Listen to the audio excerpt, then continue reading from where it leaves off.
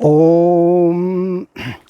सर्वे भवन्तु सुखिनः सर्वे सन्तु निरामया सर्वे भद्राणि पश्यन्तु माँ कश्चित् दुःखभाग् भवेत्। ओम शांति शांति शांति। अभी 2024 अपनी विदा लेने वाला है और 2025 में नव वर्ष का आगमन भी हो रहा है अंग्रेजी माध्यम के अनुसार में। माध्यम कोई भी हो, लेकिन अब फिर नए वर्ष के उपलक्ष्य में सभी अपना एक जिसे हम रिजोल्यूशन कहते हैं, अपना एक उद्देश्य बनाएंगे। लेकिन सामान्यतया अधिकांश लोगों का जो रिजोल्यूशन है वो क्या होता है कि मुझे अपने परिवार का पालन पोषण करना है, भरण पोषण करना है उनका, या मुझे कोई अच्छी नौकरी का प्रबंध करना है जिससे कि मेरा जो लिविंग स्टैंडर्ड है वो ऊंचा हो जाए, या कुछ अपने पैकेजेज में रहते हैं कि मुझे अभी लोअर पैकेज है, इस हायर पैकेज में मुझे जाना चाहिए। और फिर उनका ये भी एक रिजोल्यूशन रहता है कि मैं अपने बच्चों को, अपने परिजनों को उच्च शिक्षा दिला सकूं, उनके लिए अच्छी सुविधाएं मैं जुटा सकूं, और फिर उसके बाद में जिससे कि वो एक अपना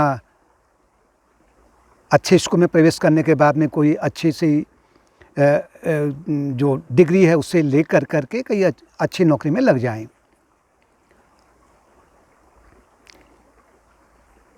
फिर ये भी कहना होता है कि मुझे अपने परिवार के लिए, अपने परिजनों के लिए, यानी कि जो मेरे जो मुझ पर निर्भर हैं उनके लिए मुझे धन एकत्र करना है। बैंक बैलेंस है, इंश्योरेंस है, या जो भी और भी है वो सब मुझे एकत्र करना है, जिससे कि मेरा जो मेरे संबंधी हैं या मेरे जो परिजन हैं वो मुझे ये नहीं कह सकें कि ये इसने हमको भूखा प्यासा रख दिया है, यानी चौराहे में छोड़ दिया, ऐसा भी नहीं कहेंगे वो। और इसीलिए मैं अब क्या करूँगा कि मैं इस वर्ष और प्रयत्न करूँगा कि मैं सुबह जल्दी उठ जाऊँगा, धन एकत्र करने की युक्तियों को मैं जानूँगा अलग अलग माध्यम से। और सामान्यतः होता क्या है कि मुझे ऑफिस जाते जाते 2-2.5 घंटे लग जाते हैं अगर मैं शहर में हूँ तो।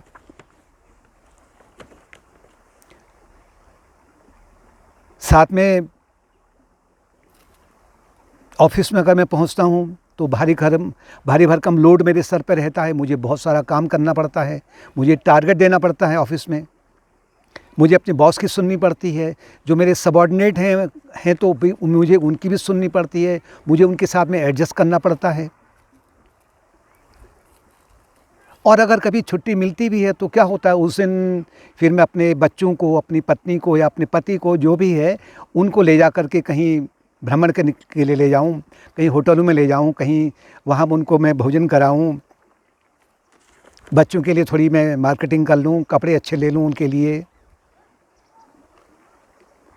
और कभी लंबी छुट्टियां होती हैं तो मैं कुछ ऐसा एक पैकेज बनाऊं कि जिससे कि मेरे बजट के अनुसार मैं उस पैकेज से मैं कहीं घूम सकूं। ये क्योंकि बहुत आवश्यक है, कहते हैं, उनका ये भी कहना होता है कि ये आवश्यक है, जो मन परिवर्तित करने के लिए ये भी आवश्यक है। और इसी काम के लिए, यानी कि अपने घर को ठीक से बजट में लाने के लिए मुझे कभी कभी ओवर टाइम का सहारा लेना पड़ता है, कभी मुझे पार्ट टाइम का सहारा लेना पड़ता है। इनके बीच में इतना व्यस्त रहता हूँ कि मुझे समय नहीं मिलता है और काम के लिए। और काम क्या है, मतलब मुझे समय नहीं मिलता है कि मैं थोड़ा सा ध्यान का अभ्यास कर लूँ, थोड़ा सा जप का अभ्यास कर लूँ, थोड़ा सत्संग हो रहा है तो उसका अभ्यास कर लूँ, वहाँ चले जाऊँ, या किसी आश्रम में जा कर के वहाँ थोड़ा सा कुछ दिन एकांत में रहूँ, साधना का अभ्यास करूँ। ये मुझे आवश्यकता नहीं है, क्योंकि मेरे पास इनके लिए समय ही नहीं है। मैं जहाँ पर भी हूँ अभी बहुत प्रसन्न हूँ, और क्योंकि मेरे पास में जो समय है प्रातःकाल उठने से लेकर के सायंकाल सोने तक, मेरे मन में केवल एक ही खलबली मची रहती है, कैसे मैं अन्य लोगों के साथ में कंपटीशन करूं, समय बहुत बदल गया है, एडवांस टेक्नोलॉजी हो चुकी है, कंपटीशन बहुत ज़्यादा हो चुका है। इसलिए ये जो बताते हैं कि ये जो जीवन है इसके लिए थोड़ा समय निकाला करो आत्मिक शांति के लिए या मन की स्थिरता के लिए, अवसाद को दूर करने के लिए मेरे पास समय है ही नहीं। कहाँ है मेरे पास समय में? अगर ऐसा हो रहा है तो ये गुलामी है, दास्तां है। ये भौतिकता की दास्तां है, भौतिकता की ओर बढ़ने का एक जो प्रतीक है ये,